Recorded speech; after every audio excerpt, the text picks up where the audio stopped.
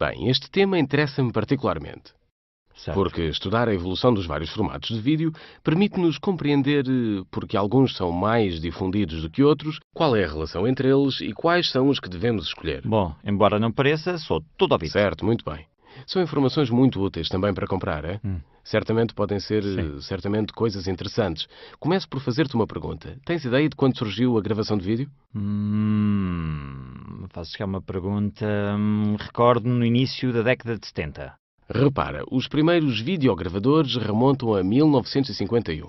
Mas para entender como se chegou à gravação de vídeo, temos que dar um passo atrás e falar um pouco da história da televisão. Certo. Pensa-se que o primeiro modelo, digamos assim, conceptual, sobre o qual foi depois baseado o nascimento da televisão propriamente dita, remonta a 1880. Espera, acho que estás enganado.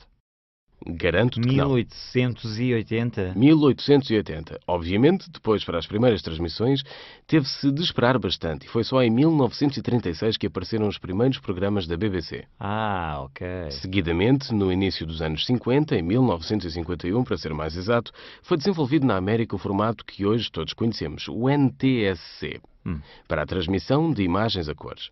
Este formato, porém, teve alguns problemas técnicos relacionados com a instabilidade, precisamente da cor, e na Europa preferiu-se aguardar o nascimento do sistema PAL. São de 1967 as primeiras transmissões a cores na Inglaterra. Mas antes disso, falavas-me da gravação de vídeo. Quando é que ela surgiu? A gravação de vídeo antes dos anos 50 só era possível colocando uma câmara de filmar de 16 mm diante de um cinescópio. No entanto, tratava-se de uma operação muito dispendiosa, de pouca qualidade e extremamente desconfortável. Assim, foi apenas em 1951, quando foi lançado o primeiro videogravador, que se pôde falar efetivamente de gravação de vídeo. Todavia, não devemos pensar no famoso videogravador que todos conhecemos, colocado junto da nossa televisão. Os videogravadores daquela época eram aparelhos quase do tamanho de um homem e com mais de 2 metros de largura. Faz-me recordar os computadores. Os primeiros computadores ocupavam uma sala inteira. Exato, exato. Trata-se precisamente de uma evolução deste tipo. Com o passar do tempo, obviamente, houve uma evolução não apenas do aparelho de videogravador, mas também dos formatos de vídeo. Passou-se das grandes e pesadas bobinas para as cassetes mais próximas das que conhecemos hoje. No âmbito profissional, a primeira que se desenvolveu foi a U-Matic da Sony. E no âmbito amador? No âmbito amador, já havia desde então uma concorrência feroz entre o formato Betamax da Sony e o VHS da JVC.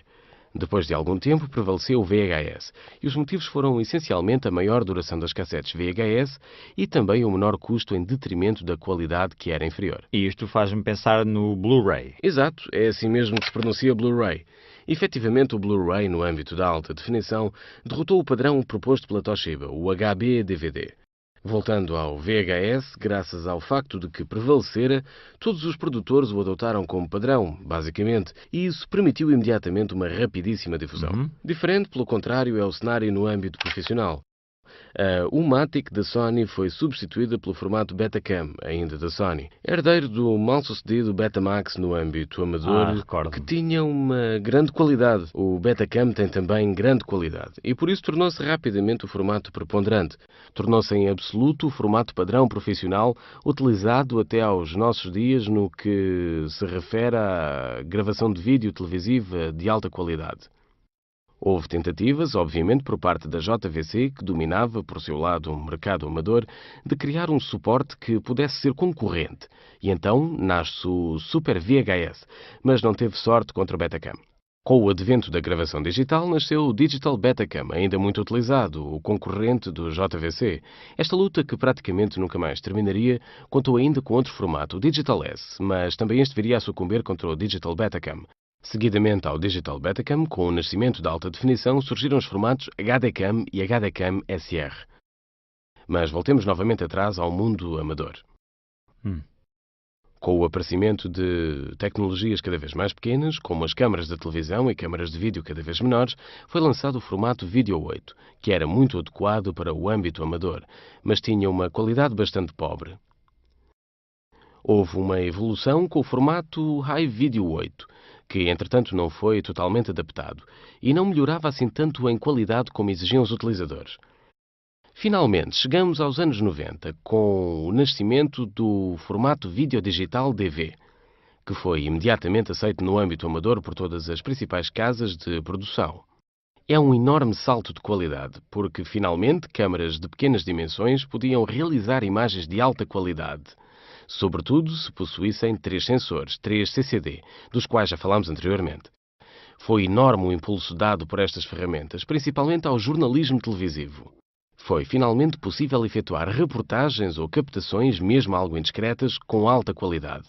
E foram muitos também os documentários e os filmes low cost realizados com esta tecnologia. No âmbito profissional, obviamente, existiu também uma repercussão. Surgiram os formatos DVCam da Sony e DVC Pro da Panasonic. Estes dois formatos tornaram-se muito populares, sobretudo pelas suas características técnicas.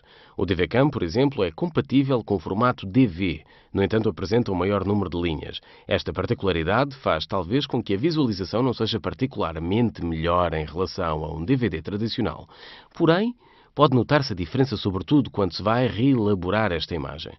Quando se efetuam operações de edição, por exemplo, ou de tratamento do vídeo, percebe-se que este formato é seguramente mais eficaz, e isso acontece principalmente no âmbito profissional.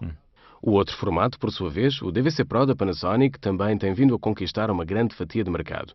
E com a chegada da alta definição, surgiu o formato DVC Pro HD, que permite precisamente efetuar captações em alta definição.